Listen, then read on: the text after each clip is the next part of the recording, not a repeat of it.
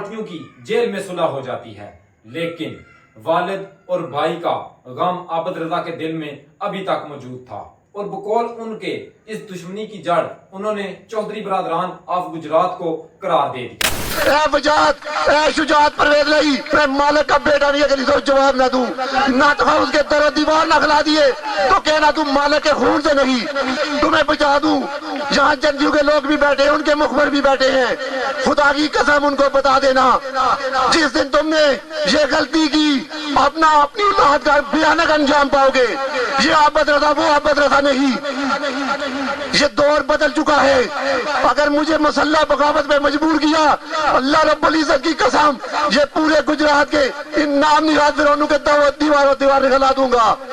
इस पर आबद रजा का अपने भाइयों चौधरी नईम रजा कोटला और चौधरी शाहिद रजा कोटला से इख्तलाफ पैदा होता है कि ये इख्तलाफ हक था या ना हक था।